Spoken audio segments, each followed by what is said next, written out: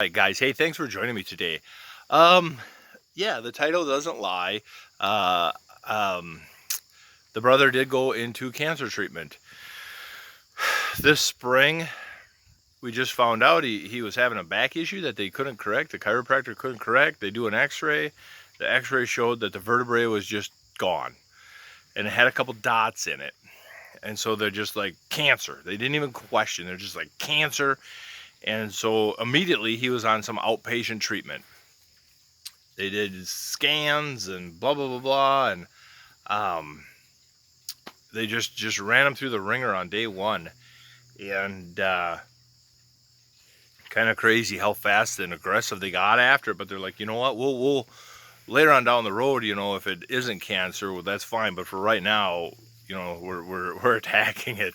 So I mean, they just went so aggressive at it, which is cool, because the doctors are like, we got this. It's a blood cancer, melanoma of the blood. The doctors are like, we got this. Don't even worry. You worry. You worry. It's my oldest brother, and you worry. I don't care what the doctors say. There's throughout the family, there's been a lot of sleepless nights. So far, all the outpatient treatments, excuse me, and scene. Take it from the top. And so the outpatient treatments went very well, and so the last week he moved down to Mayo to the Carenbridge Center, and they put the port in for blood out and blood back in. And then what they'll do is so he already had it done, is where they pull stem cells. And so it's supposed to be 4 days of just horrible shots and getting stem cells. They got the stem cells they needed on the first day, so everybody was super happy. The doctors are like, yep, young, healthy guy, just over 50 years old.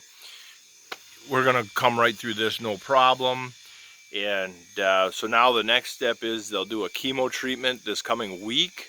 At the end of this coming week, they'll do a chemo treatment. And then they re-inject the stem cells after the chemo treatment to start rebuilding the blood.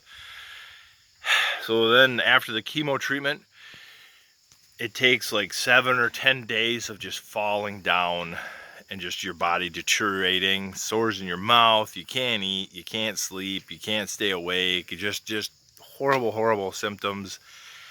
And then after 10 days of just your body going to hell, then it starts climbing out of it and healing. And so in 6 weeks, he ought to just come home right as rain.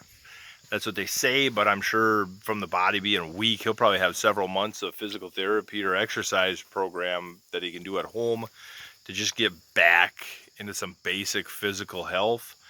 And then it's with him for the rest of his life. So even if he comes out of treatment clean, every couple weeks for the rest of his life, he has to go in and draw blood. And if they ever see the numbers move, then the whole process starts over, and the whole process is an easy 6 to 7 months that you're pretty much out of work, spending tens of thousands of dollars on cancer treatment. And so kind of a shitty deal. But at least at this point, everybody's super positive. All the treatment people are super positive and optimistic, and everything's been going very well. He's responded to all the treatments very well.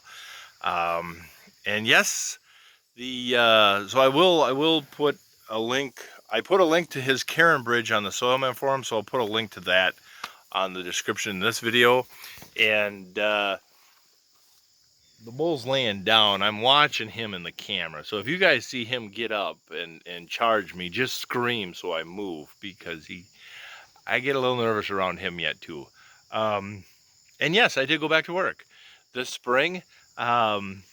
Looking at $7 corn or $3 corn and $7 beans, and the fact that we might not get much of anything planted at this spring. I kind of talked to the wife about it, like, maybe I should go back to either load up my toolbox and go back to John Deere, or go back to Highway Heavy. I mean, I could have gone back to Highway Heavy, and that's good money.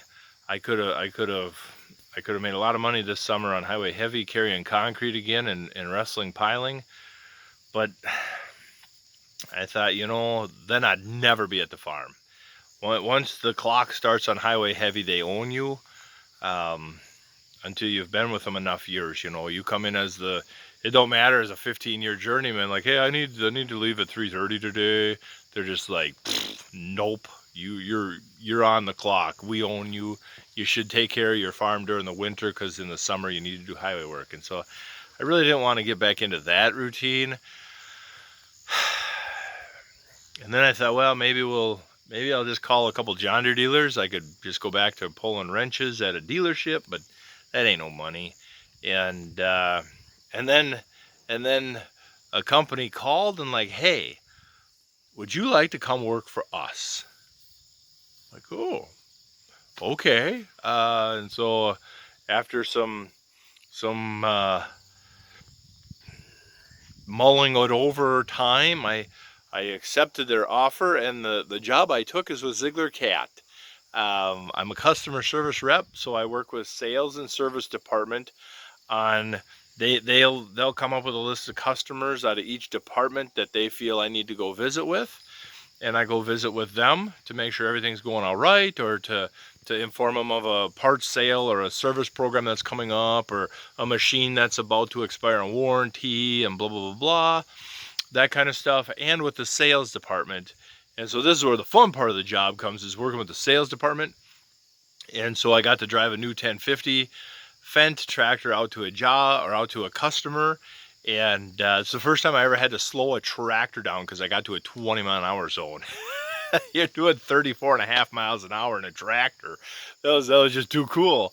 And so to go out with the sales department on these demos, work with the customers for a couple hours to make sure that they are very comfortable in these tractors and that they have a very good demo. Either help hook up to an implement, show them how to do it, or set up guidance and headland management type tools, or multifunction things, and whatever they need for their demo to make sure they have a really good demo. There is no more have a trucker drop a tractor off at a farm and drive away. Good luck. Them days are just gone. These tractors are way too sophisticated and have way too many capabilities for the customer. And then we went later that day. Then after sales support is a huge part of my role. So we had a guy with a tractor that he was just having some questions in it, and so we swung on by, rode around with him for a couple hours, answered all his questions, ran his hired help through the cab as well, and answered all their questions, made sure they know how to run it and what they're doing, and then we got out of there. And so that's really cool. And the other part of it is that we're free to the customer. So if a guy has a combine, he bought a combine from us, and just having some trouble, or they bought a tractor and they're just not getting this one feature to work, or the combine just isn't giving them the sample that they want, instead of wasting a bunch of service manager time on the phone or spending money on a service tech to run out there just to, like, oh, well, you had this set wrong, either in the monitor or on the machine itself, you had this set wrong, a 10-minute fix and the service tech's out of there.